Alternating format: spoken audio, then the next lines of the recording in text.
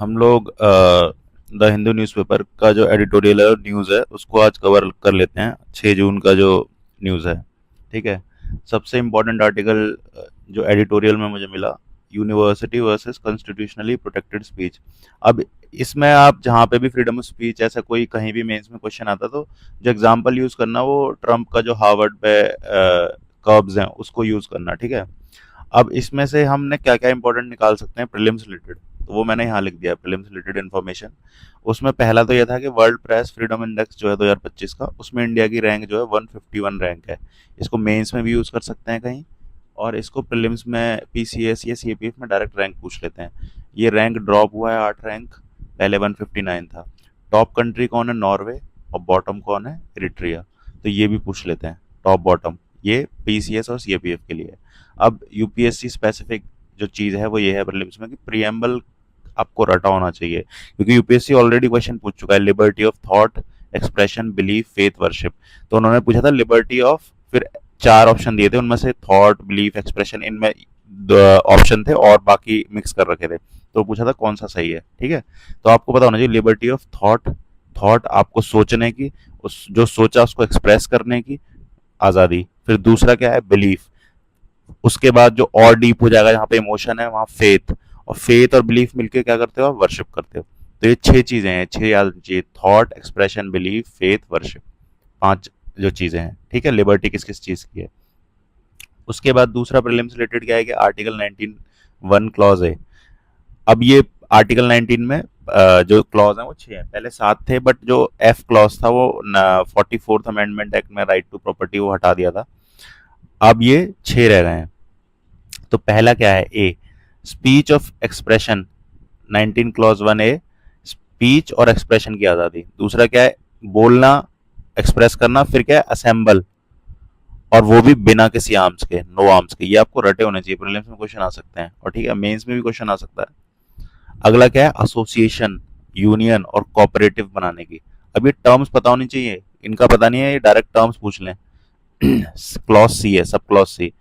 उसके बाद sub clause D में है मूवमेंट, मूवमेंट करने की आज़ादी। और फिर रिजाइड और सेटल करने की आज़ादी, ठीक है। ये ई तक आ गए आप। अब जी में क्या है? प्रोफेशन, ऑक्यूपेशन, ट्रेड और बिजनेस। ये 4 टर्म पता होने चाहिए आपको, रटे होने चाहिए। अब इसमें क्या है ना इंपॉर्टेंट, इसमें देखो याद करने का तरीका क्या है। पहले बोला, सोचा, फिर एकजुट हुए, एकजुट हुए के एक यूनियन टाइप, एनजीओ टाइप बना ली। फिर चल पड़े, मूवमेंट हुआ, मूवमेंट जाके जहाँ पे जाना था वहां पे रुके, रिसाइड किया, सेटल किया।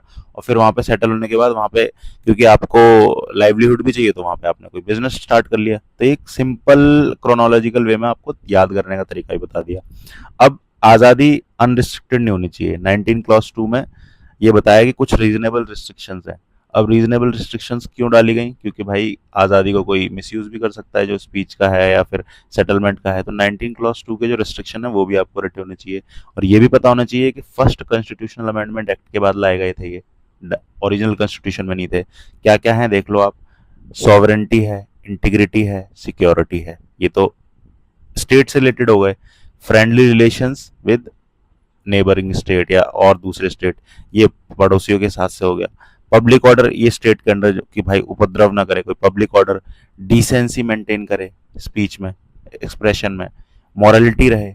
कंटेम्प्ट ऑफ कोर्ट, डेफेमेशन, किसी को आप मानहानि नहीं कर सकते। इंसाइटमेंट टू ऑफेंस, या किसी को भड़का नहीं सकते। तो ये रीजनेबल रिस्ट्रिक्शंस आपको याद होने चाहिए। हर किसी आर्टिकल के मतलब बी क्लॉज सी के हिसाब से भी अलग अलग है।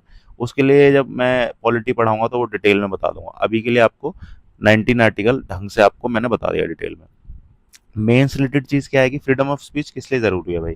फ्रीडम ऑफ स्पीच इसलिए जरूरी है, ये रोमेश थापर केस था, पहला लैंडमार्क केस था 1950s में। यहाँ पे फ्रीडम ऑफ प्रेस की आज़ादी को सुप्रीम कोर्ट ने अपहेल्ड किया था। उसमें उसने बताया था कि इनोवेशन, क्रिएटिविटी उसके लिए जरूरी है। सोसाइटी रैशनल बनेगी भाई, सोच पाओगे, क्योंकि डिबेट डिस्कशंस होंगे। आपने जैसे अमर्त्य सेन की बुक का नाम सुना होगा, आर्गुमेंटेटिव इंडियन। उसमें ये बात की कि भारत जो इंडिया है यहाँ पे डिबेट डिस्कशन का दौर रहा है पहले, तभी तो एंशियंट टाइम में बहुत ज्यादा फ्लरिश किया India. Quality of life improve होगी, है ना, जब रैशनैलिटी होगी। तो सोशल ट्रांसफॉर्मेशन होगा, जो सती और ऐसे जो सोशल इविल्स थे उनको तभी तो ट्रांसफॉर्म कर पाए जब डिबेट डिस्कशन हुए, फ्रीडम ऑफ स्पीच हुई, राम मोहन रॉय जी बोल पाए उसके खिलाफ। पॉलिटिकल ग्रोथ होगा अगेंस्ट ऑथोरिटेरियनिज्म, है ना, डेमोक्रेटिक प्रिंसिपल उसको स्ट्रेंथन करेगा। फिर क्या है, जेएस मिल एक फिलोसोफर है, उन्होंने एक चीज बोली थी कि फ्रीडम जो है ना, बोलने की जो आज़ादी है, सोचने की आज़ादी है, वो एब्सोल्यूट फ्रीडम होनी चाहिए। तो उन्होंने एक सेल्फ रिगार्डिंग एक्शन और अदर रिगार्डिंग एक्शन को बाइफरकेट किया था। उसमें उन्होंने ये बोला था कि सेल्फ रिगार्डिंग एक्शन यानी कि जब तक आपकी जो भी आज़ादी है ना, अल्टीमेट फ्रीडम, वो किसी को हार्म नहीं कर रही है, उन एक्शन में फ्रीडम अल्टीमेट होनी चाहिए, एब्सोल्यूट होनी चाहिए। अदर रिगार्डिंग एक्शन की जब आपकी आज़ादी किसी और को हार्म करने लग जाए, तो एक अच्छा बैलेंस बनाया है उन्होंने। जेएस मिल को आप कोट कर सकते हैं ऑन फ्रीडम, मतलब फ्रीडम के फिलोसफर माने जाते हैं ये। अब उसी प्रिंसिपल को ध्यान में रखते हुए रेगुलेशंस लाए गए। क्यों? क्योंकि हेट स्पीच को रिस्ट्रिक्ट करना है आपको, कोई किसी को डिफेम ना करे, सेडिशन ना हो, है ना, कम्युनल हार्मनी मेंटेन रहे, उसके लिए रेस्ट्रिक्शंस लाए गए, है ना। तो और रीजनेबल रिस्ट्रिक्शन में जो प्रिंसिपल यूज हुआ, डॉक्ट्रिन ऑफ प्रोपोर्शनलिटी, रीजनेबलनेस कैसे डिसाइड करोगे कि रीजनेबल है या नहीं है, तो वो सुप्रीम कोर्ट ने प्रोपोर्शनलिटी का प्रिंसिपल पुट्टा स्वामी जजमेंट में दिया था, प्राइवेसी वाले में। अनुराधा भसीन, जिसमें इंटरनेट में भी फ्रीडम ऑफ स्पीच की आज़ादी को माना था। ये दो केस इंपॉर्टेंट थे। यहाँ पे बताया कि हाँ भाई, प्रोपोर्शनैलिटी क्या है। प्रोपोर्शनैलिटी का मतलब है जो कि आपके पास लेजिस्लेटिव मैंडेट होना चाहिए। पहले तो आप कोई लॉ ला रहे हो आज़ादी को रोकने का, तो उसके लेजिस्लेटिव मैंडेट होना चाहिए और उसका प्रॉपर लेजिटिमेट एम होना चाहिए। और जो आप मीन्स यूज करोगे उस एम को अचीव करने का, वो प्रोपोर्शनल होने चाहिए। मतलब ऐसा नहीं है कि मीन्स आप इतना एक्सट्रीम यूज कर लो और आप ये देखोगे कोई और अदर अल्टरनेटिव है आपके पास या नहीं है, तभी आप वो मेजर लाओगे। ठीक है, तो ये हो गया डॉक्टर ऑफ प्रोपोर्शनैलिटी। ये रीजनेबलनेस डिसाइड करने के लिए यूज करते हैं। ठीक है, तो ये आप पूरा कंप्रीहेंसिवली डिस्कस कर दिया। इससे आर्टिकल से ज़्यादा मैंने रिसर्च करके जो चीज़ें थी वो डाल दी हैं। ठीक है, अगला आर्टिकल जो इम्पोर्टेंट था वो था एनर्जी, न्यूक्लियर एनर्जी लॉ से रिलेटेड। अब इसको मैंने इससे ज़्यादा, इसमें बहुत कम चीज़ें थी, इससे ज़्यादा मैंने सर्च करके डाल दिया है, जो कि आपके प्रीलिम्स में इसमें बहुत फ़ायदा करेगा। देखो, पहले सबसे पहले आपको पता होना चाहिए, न्यूक्लियर डील 2008 यूएस के साथ जो की थी, वहाँ से न्यूक्लियर डिबेट आपने स्टार्ट सुनी होगी। ठीक है, उससे पहले इंडिया इंडिजिनियस प्रोडक्शन कर रहा था, बट रिएक्टर नहीं थे इंडिया के पास। PHWR है, बट जो PWR रिएक्टर है, और जो हमारा न्यूक्लियर फ्यूल है, उसके लिए हमने डील की थी, न्यूक्लियर डील, है ना। तो उसी न्यूक्लियर डील को 1-2-3 एग्रीमेंट भी बोलते हैं। कभी प्रीलिम्स में पूछ सकता है कहीं 1-2-3 एग्रीमेंट क्या है, न्यूक्लियर डील से रिलेटेड है। कुछ रिएक्टर जो उन डील्स में जो हमने फ्रांस, रशिया और यूएस, फर FUR से याद रखना, इनसे की थी। इसमें स्पेशल क्या था कि ये मटेरियल तो देंगे ही देंगे, साथ में ये जो रिएक्टर देंगे ना, इसमें जो टेक्नोलॉजी है, ENR टेक्नोलॉजी बोलते हैं, enrichment and process reprocessing technology, वो होगी। तो वो जो रिएक्टर है ना, उनके नाम याद रख लो, कभी मैच द फॉलोइंग में आ सकता है। जैसे AP1000 रिएक्टर है, ये यूएस का है, और प्रेशराइज वाटर रिएक्टर हैं तीनों। ये मीठी वर्दी गुजरात और कोवड़ा आंध्रा में लगाने की बात की थी, वहाँ की जो कंपनी है, जनरल इलेक्ट्रिक और वेस्टिंग हाउस ने। दूसरा है EPR1000, ये फ्रांस का है, ये जैतपुर महाराष्ट्र में लगाने की बात की थी। ये रिएक्टर के नाम है ना, और 1000 मतलब मेगावाट ही है, EPR। और ये AP यूएस का है। वुडा वुडा एनर्जी रिएक्टर WWER1000, ये रशिया का है, ये कुडानकुलम में, ये ही सक्सेसफुल हुआ है अभी तक। ठीक है, तो ये नाम याद रख लेना, कभी मैच द फॉलोइंग में आ सकता है आने वाले टाइम पे, क्योंकि न्यूक्लियर बहुत न्यूज में है। अब ये न्यूज इसलिए भी है क्योंकि इंडिया ने डिसाइड किया है कि भाई, हम जैसे 100 गीगावाट का टारगेट रखा है पिछले बजट में 2047 तक। और क्यों ज़रूरी है 100 गीगावाट? क्योंकि न्यूक्लियर क्लाइमेट चेंज की वजह से जो हम रिन्यूएबल एनर्जी की तरफ बढ़ रहे हैं आगे, ठीक है, तो वहाँ पे क्या है कि आपको रिन्यूएबल एनर्जी फ्लक्चुएटिंग है, बेस लोड की ज़रूरत है, ताकि ग्रिड स्टेबल रहे आपकी। और वो ग्रिड स्टेबल करने के लिए जो बेस लोड होगा, जो कांस्टेंट सप्लाई पावर आपको प्रोवाइड करेगा, वो न्यूक्लियर कर सकता है। ठीक है, आपके फार फ्लंग एरियाज में कनेक्टिविटी के लिए ज़रूरत है, ऑफ ग्रिड एनर्जी प्रोवाइड कर सकता है। जो स्मॉल, आपने सुना होगा small reactors, Bharat BSR, Bharat small reactor, इस बार प्रीलिम्स में क्वेश्चन भी आया है उससे रिलेटेड। ठीक है, तो वो यूज़ होंगे, चीपर है, लेस पॉल्यूटिंग है। ठीक है, तो अब ये सारे रीज़न है कि हम न्यूक्लियर की तरफ जा रहे हैं। ठीक है, अब इसमें इश्यूज़ क्या क्या हैं, जैसे मैंने ये रिएक्टर का बता दिया। इस आर्टिकल में जो बात की है, वो बात की है कि CLNDA एक्ट है जो 2010 में, हम एक एक्ट लेके आए कि भाई, जो न्यूक्लियर लाइबिलिटी होगी, मतलब अगर मान लो बाई चांस एक्सीडेंट होता है, तो उसके लिए जिम्मेदार कौन होगा, उसके लिए जो एक्ट लेके आए, civil liability for nuclear damage act 2010, इसमें ऑपरेटर लाइबिलिटी को माना गया कि ऑपरेटर कौन है, वो लायबल होगा। इंडिया में कौन ऑपरेटर है? NPCIL, है ना, इसका अपना नाम से होगा, nuclear power corporation of India limited. ये NTPC और नाल्को ने मिलकर बनाया है, NPCIL। तो ऑपरेटर लायबल होगा, कितने के लिए लायबल होगा, उसका लिमिट भी एक्ट में डिसाइड किया गया। CLNDA 2010 पर डायरेक्ट क्वेश्चन आ सकता है मेंस में। ठीक है, कि क्या क्या इश्यूज हैं इस पे। राइट टू रिकोर्स, ये इसमें बात की। राइट टू रिकोर्स मतलब कि जो ऑपरेटर है वो ये बोल सकता है कि जो सप्लायर ने हमें सप्लाई किया उसका उसका जो मटेरियल था वो सही नहीं था, तो सप्लायर को भी वो सू कर सकता है एक तरह से। ये सबसे कंट्रोवर्शियल चीज़ थी जिसकी वजह से जो न्यूक्लियर डील यूएस के और फ्रांस के साथ हुई वो मटेरियलाइज नहीं हो पाई। ठीक है, तो राइट टू रिकोर्स को लेके ही सारी डिबेट चल रही है कि इसको हटाया जाए ताकि वो लोग के अंदर कॉन्फिडेंस आए और वो इन्वेस्ट कर पाए। तो उसको इंश्योर करने के लिए एक न्यूक्लियर पूल बनाया गया, न्यूक्लियर इंश्योरेंस पूल। गवर्नमेंट ने बोला कि हम पूल बनाएंगे, गवर्नमेंट की कंपनी है जीआईसी, जनरल इंश्योरेंस कंपनी, और बाकी कंपनियों के साथ मिलके 1500 करोड़ का पूल बनाया है ना, कि इस पूल में से, इंश्योरेंस पूल में से अगर एक्सीडेंट होता है तो वहां पैसा देंगे। अब इसी एक्ट में मैक्सिमम लिमिट ये बोली गई कि डैमेज में मैक्सिमम लिमिट जो होगी वो 300 मिलियन स्पेशल एसडीआर, एसडीआर जो आईएमएफ की यूनिट होती है, करेंसी यूनिट, उसके बराबर होगा 300 मिलियन। और ऑपरेटर की जो लायबिलिटी रखेगी वो रखेगी 1500 करोड़। उसी के लिए पूल बनाया था। इतना ये मैक्सिमम देंगे ही देंगे। अगर इससे ऊपर जाता है तो हम इंटरनेशनल हेल्प लेंगे। वो कहाँ से आएगी कि इंटरनेशनल कन्वेंशन है, कन्वेंशन ऑन सप्लीमेंट्री, सीएससी आपने नाम सुना होगा। ये इंडिया ने इकलौती कन्वेंशन है जब न्यूक्लियर लाइबिलिटी के लिए जो इंडिया ने साइन की है। एक पेरिस और वियना वाली कन्वेंशन और है, वो इंडिया ने साइन नहीं करी है, सिर्फ यही साइन की है और इसी को रेटिफाई किया है। इसके अंडर एक फंड होता है जो ये 300 मिलियन एसडीआर से ऊपर जाएगा ना, तब यहाँ से ये हमारी हेल्प करेंगे। यहाँ इंडिया इसका मेंबर बन चुका है। ठीक है, तो ये आपको इन्फॉर्मेशन कहीं भी यूज हो सकती है प्रीलिम्स वगैरह में। अब ये स्मॉल मॉड्यूलर रिएक्टर क्या होते हैं भाई? 300 मेगावाट से नीचे वाले जो होते हैं पर यूनिट जो रिएक्टर होता है वो स्मॉल मॉड्यूलर रिएक्टर होता है। एक माइक्रो रिएक्टर भी यूज करते हैं तो 10 मेगावाट का होता है। ठीक है, तो ये आपको पता होना चाहिए मोटा मोटा। बाकी मैंने आपको बता दिया कि क्यों ज़रूरी है, क्या इंपॉर्टेंट है। और एक इसमें यूएस के रिलेट में 810 ऑथराइजेशन का नाम और सुना होगा। यूएस ने क्या किया है कि वहाँ की जो कंपनी है ना वो सिर्फ सप्लाई ना कर पाए, यहाँ पे जॉइंट प्रोडक्शन करे, इंडिया में मैन्युफैक्चर करे अपने न्यूक्लियर रिएक्टर को, उसके लिए 810 ऑथराइजेशन दे दिया है। तो जो पहले डील हुई थी ना वो फ्रक्टिफाई नहीं हो पा रही थी, तो इस ऑथराइजेशन से अब जॉइंट मैन्युफैक्चरिंग टेक्नोलॉजी ट्रांसफर हो सकता है। तो इसीलिए अब ये बात चल रही है कि इंडिया को भी अब न्यूक्लियर लाइबिलिटी एक्ट को अमेंड करना चाहिए ताकि इन्वेस्टमेंट बढ़ सके। बीएसआर जो भारत स्मॉल मॉड्यूलर रिएक्टर है, इसमें प्राइवेट सेक्टर को एंट्री देनी चाहिए। तो एटॉमिक एनर्जी एक्ट 1962, इसमें ये था ना कि स्टेट की डोमेन रहेगा एटॉमिक एनर्जी, उसको अमेंड करना चाहिए, प्राइवेट सेक्टर को एंट्री मिलनी चाहिए, कमर्शलाइज करना चाहिए एटॉमिक एनर्जी को। तो उसके रिगार्डिंग ये चीज़ें हैं। अब ये छोटा सा मैप है, देख लो यहाँ पे कुछ इंडिया के अंदर टोटल कैपेसिटी कितनी है, लगभग 7 गीगावाट या 6.7 गीगावाट के आसपास है ना। टारगेट देखो 100 गीगावाट का, तो कितना ज़रूरत है। कुछ इंपॉर्टेंट प्लांट्स हैं, यूपी में नरोरा में है, कलपक्कम तमिलनाडु, कुडानकुलम तमिलनाडु, यहाँ रशिया का वुडा वुडा वाला है, कायगा कर्नाटका, तारापुर महाराष्ट्र, इंडिया का पहला और सबसे बड़ा कहाँ है, कुडानकुलम में, रावत भाटा राजस्थान, काकरापार गुजरात। ठीक है, तो ये नाम आपको याद होना चाहिए, कहीं भी यूज हो सकते हैं। अगला आर्टिकल क्या है भाई? अगला आर्टिकल है इंसॉल्वेंसी एंड बैंक्रप्सी कोड से रिलेटेड। उसकी इफेक्टिवनेस को पूछा है क्योंकि अभी रिसेंटली न्यूज़ में क्या हुआ है कि जेएसडब्ल्यू और भूषण स्टील का जो रेजोल्यूशन हुआ था वो सुप्रीम कोर्ट ने क्वैश कर दिया है। भूषण स्टील का को ओवरटेक कर लिया था जेएसडब्ल्यू ने, है ना। उसमें जो क्रेडिटर के पैसे थे, क्योंकि भूषण स्टील बैंकरप्ट हो गई थी, तो वो जेएसडब्ल्यू देता, अब वो सुप्रीम कोर्ट ने क्वैश कर दिया। और ये डील हुई थी आईबीसी के अंडर, तो उसकी इफेक्टिवनेस पे बात चल रही है। अभी कैबिनेट मीटिंग भी हुई है इससे रिलेटेड, तो इस बार मेंस में क्वेश्चन आ सकता है आईबीसी के इफेक्टिवनेस पे, पेंडिंग भी है काफ़ी टाइम से। ठीक है, तो आईबीसी को हम डिटेल में देख लेते हैं। इंसॉल्वेंसी एंड बैंक्रप्सी कोड 2016 में टीके विश्वनाथन कमेटी थी, उनके रिकमेंडेशन पे लाया गया।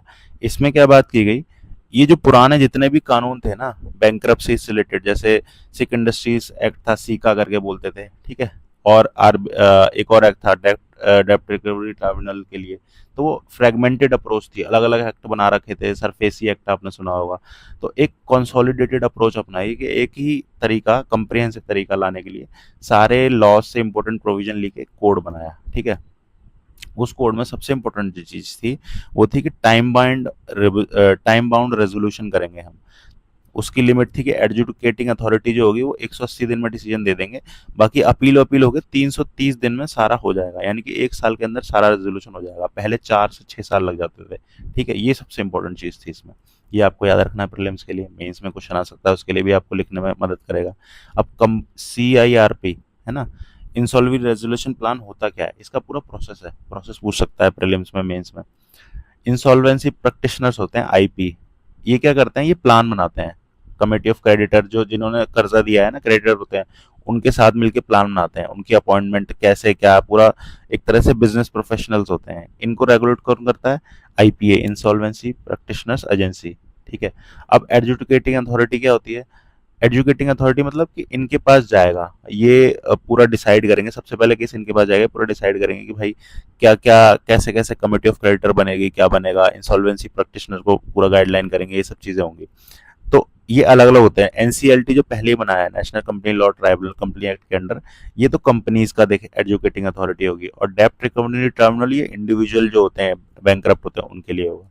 इंफॉर्मेशन यूटिलिटीज बनाई जाएंगी इसके अंडर। वो क्या करेंगे कि जितना भी क्रेडिटर से डेटा वगैरह है या डेटर का डेटा है, वो सारा एक जगह पे प्रोवाइड करेंगे। इंफॉर्मेशन आईयू बोलते हैं यूटिलिटी। और इन सबको रेगुलेट करने के लिए एक insolvency bankruptcy board, board of India होगा, आईबीबीआई। ये एक रेगुलेटरी बॉडी होगी। ठीक है। इसमें आरबीआई के मेंबर होंगे, फाइनेंस मिनिस्ट्री के मेंबर होंगे।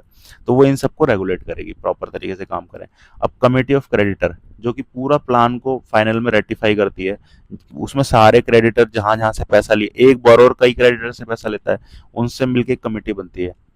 अब वो प्लान जो बनाया है कि भाई इस कंपनी को कैसे चलाना है, क्या करना है, वो प्लान अगर 66% उस वोटिंग कर दी तो पास हो जाएगा। वरना क्या करेंगे, कंपनी लिक्विडेट कर देंगे, है ना, बेच देंगे उसको। तो ये पूरी कम्प्रिहेंसिव प्रोसेस है। लेकिन जो छोटी कंपनी होती है ना, जिनका 1 करोड़ से कम का कर्जा होता है, एमएसएमई वगैरह, उनके लिए पीआईआरपी, प्री पैक्ड सॉल्यूशन है। मतलब एक छोटी कंपनी है तो स्मॉलर रूट अपना है, इसमें केवल डेटर ही इनिशिएट कर सकता है। पुरानी वाली प्रोसेस में डेटर, क्रेडिटर, ऑपरेशनल क्रेडिटर वगैरह सब इनिशिएट कर सकते हैं प्रोसेस को। इसमें सिर्फ डेटर कर सकता है, और ये 120 दिन में कंप्लीट होगी। ठीक है। ये इंपॉर्टेंट आपके लिए। अब मेंस में क्या है? मेंस में क्वेश्चन आ सकता है रेलेवेंस के लिए, तो सक्सेस के पॉइंट्स देख लो कोड के। रिकवरी रेट इसका 33% है। 2023-24 का डेटा है आरबीआई का, इसमें 50% जो केस थे इंसॉल्वेंसी के, वो आईबीसी के अंडर रिजॉल्व हुए हैं। बाकी दूसरे एक्ट्स के अंडर रिजॉल्व हुए हैं, सरफेसी वगैरह। तो 50% रेट है इसका, सोचो। मतलब 50% केसेस इसके अंडर आ रहे हैं, मतलब एक्सेप्टेंस बढ़ रही है। पहले टाइम फ्रेम 4 से 5 साल होता था, अब 1 साल से कम हो गया है ना। एनपीए जो ग्रॉस एनपीए बैंक्स के हैं, वो 11% से 3% हो गए हैं घट के। चक्रव्यूह चैलेंज आपने सुना होगा कि एंट्री तो इजी थी, लेकिन एंट्री करके एग्जिट मुश्किल था इंडिया में, इंडस्ट्रीज का। तो इजी एग्जिट बना दिया है, तो उसको रिजॉल्व कर दिया। ये हुआ इसके पॉजिटिव्स। लिमिटेशंस क्या है इसकी? कि भाई रिकवरी रेट लो है, सिर्फ 33% ही रिकवर कर पाते हैं। जेएसडब्ल्यू का केस से आप देख सकते हो, जुडिशियल डिलेज से बढ़ रहा है और डिले। लोअर कवरेज है एनसीएलटी बेंचेस का, है ना, उससे और प्रॉब्लम हो रही है। बाकी इंप्लीमेंटेशन में ब्यूरोक्रेटिक डिलेज होते हैं। तो ये इसके नेगेटिव्स हैं। तो ये पूरा आपने कॉम्प्रिहेंसिवली आईबीसी बता दिया, प्रीलिम्स मेंस क्वेश्चन एक्सपेक्टेड है। ठीक है भाई। अगला वाला आर्टिकल क्या है? ये छोटे छोटे आर्टिकल हैं। इसमें जैसे ये वाला जो आर्टिकल है, प्रीलिम से रिलेटेड इंपॉर्टेंट है। इसमें क्या है ना, कश्मीर का लिंक प्रोवाइड कर रहे हैं। पहली वंदे भारत को प्राइम मिनिस्टर जी इनॉग्रेट करेंगे। इसमें दो इंपॉर्टेंट चीजें हैं। एक तो चेनाब ब्रिज का आपने नाम सुना है, तो वो सबसे हाइट में सबसे बड़ा रेलवे ब्रिज है वर्ल्ड में। तो आपको पता होना चाहिए उसकी हाइट कितनी है, लगभग 359 मीटर है। ठीक है। और जो आईफिल टावर है उससे भी कम से कम 35 मीटर बड़ी है। तो ये लॉन्गेस्ट चेनाब ब्रिज जो आपने नाम सुना होगा वो है। ठीक है। दूसरा क्या है, एक अंजी ब्रिज, इसमें बात की है अंजी ब्रिज की। ये चेनाब रिवर के ऊपर है। अंजी ब्रिज जो है वो हाईएस्ट, इंडिया का जो पहला केबल स्ट्रेट ब्रिज है। मतलब केबल से उसके नीचे सपोर्ट नहीं है, सिर्फ जो केबल है ना, आपने केबल ब्रिज देखे होंगे, वो केबल से ही सस्पेंड कर रखा है ऊपर से ऐसे। ठीक है। वो क्या है, इंडिया का पहला है। और केबल ब्रिज जो है वो सबसे हाइट में सबसे बड़ा है, अंजी ब्रिज। तो ये दो ब्रिज के नाम है, इसमें इंपॉर्टेंट है ना। और ये पूरा प्रोजेक्ट है, ये क्या है, यूएसबीआरएल का भी, उधमपुर श्रीनगर बारामूला लिंक लोड। कटरा तक तो ट्रेन पहले जाती थी वैष्णो देवी तक, अब वो ट्रेन आगे श्रीनगर तक जाएगी। तो उसमें अंजी ब्रिज, चेनाब ब्रिज, इनकी क्या क्या इंपॉर्टेंट है वो बता दिया मैंने। अंजी रिवर के ऊपर से जाता है, ये चेनाब ब्रिज के जस्ट आगे पड़ता है। अंजी रिवर चेनाब की ट्रिब्यूटरी है। ठीक है, ये होगा। अगला ये आर्टिकल था एआई से रिलेटेड। इसमें सारे में यही बात करी थी कि भाई जो बिग टेक कंपनीज हैं, उनका जो इनोवेशन होता है वो इतना फास्टर है, लेकिन रेगुलेशन उतना फास्टर नहीं है। रेगुलेशन बहुत स्लो है, तो उसको स्पीड अप करने की जरूरत है। ठीक है। कई सारी कंपनी प्राइवेसी नॉर्म्स को हैम्पर कर रही है। जैसे गूगल आपका डेटा, जो इनकॉग्निटो वाला डेटा होता है वो भी पढ़ता है। ठीक है। मेटा आपका जो प्राइवेट डेटा होता है उसको प्रोसेस करता है। ठीक है। आपने सुना होगा अभी जो एआई कंपनी है चैट जीपीटी जिसने बनाया है उसका उस ओपन एआई पे भी चार्जेस लगे थे कि वो कॉपीराइट्स को इन्फ्रिंज कर रहा है। तो ये इनको रेगुलेट करने की ज़रूरत है कंपनीज को, ये बात कही गई है इसमें। अब इसमें ईयू का जो जीडीपीआर है, जनरल डेटा प्रोटेक्शन रूल, उन वो बहुत स्ट्रांग है, मतलब उनमें फाइन बहुत ज़्यादा है ना। मेटा पे उन्होंने फाइन लगाया है, तो ऐसा कोई रूल लाने की बात की है ना। और इंडिया का जो digital personal data protection act है 2023, उसका एग्जाम्पल दिया है कि हाँ वो भी ठीक है, बट उसमें इम्प्लीमेंटेशन स्ट्रांग होना चाहिए। जीडीपीआर से हमें उसके प्रिंसिपल से हमें सीखना चाहिए, वही सारी बात की है। तो ये आप मेंस वगैरह में इसमें यूज़ कर सकते हो इसको, कि कैसे एआई जो उनको रेगुलेशन की ज़रूरत है ना। इसमें मेटा गूगल और इन सब के एग्जांपल्स हैं कि कैसे ये प्राइवेसी नॉर्म्स को हैम्पर कर रहे हैं। ईयू और यूएस में अलग प्रैक्टिसेस हैं, बाकी इंडिया वगैरह में अलग प्रैक्टिसेस हैं, क्योंकि वहाँ पर फाइन ज़्यादा लगता है, सही तरीके से लगता है। तो वो बात की है इसमें। अब ये आर्टिकल है कि इलेक्शन कमीशन ने जो डेटा कलेक्शन है ना इलेक्शन के टाइम पे, उसको स्ट्रॉन्ग करने के लिए एक इंडेक्स कार्ड, मतलब पोस्ट इलेक्शन डेटा जो होता है कि भाई कितने वोट पड़े क्या पड़ा, तो एक ऑनलाइन सिस्टम बनाया है। बस कुछ नहीं है, आपको जब इलेक्शन कमीशन रिफॉर्म से रिलेटेड कुछ भी आएगा ना मेंस में, वहाँ पे एक चीज़ आ जाएगी कि इंडेक्स कार्ड बनाया है उन्होंने, जिससे कि जो डेटा कलेक्शन है वो स्ट्रांग हो सके, ऑनलाइन हो सके, ट्रांसपेरेंट हो सके। तो वो बस उसके लिए मेंस में रखने के लिए। ये कोविड वैक्सीन की बात कर रहा है, इसमें ये बोल रहे हैं कि कोविड बढ़ रहा है जैसे, तो वैक्सीन की ज़रूरत है दोबारा से। बट दो तरफ का आर्ग्यूमेंट है, बोल रहे हैं कि इतना माइल्ड इन्फेक्शन है तो वैक्सीन की ज़रूरत नहीं है, हर्ड इम्यूनिटी ऑलरेडी है ना। तो बस ये है कि जो जो क्रिटिकल पेशेंट है उनको वैक्सीन देने की ज़रूरत है। वैक्सीन का आप बस ये जान लो कि भारत में दो वैक्सीन यूज हुई थी, कोविडशील्ड एस्ट्राजेनेका की थी, है ना, ऑक्सफोर्ड जो ऑक्सफोर्ड एस्ट्राजेनेका की, और जो दूसरी थी जो इंडिजिनस थी वो भारत बायोटेक की कोवैक्सीन थी। तो ये स्टैटिक न्यूज़ हो गई, बाकी इसमें जो पूरे में बात की यही सब बात की है। तो आज के लिए दोस्तों इतना ही।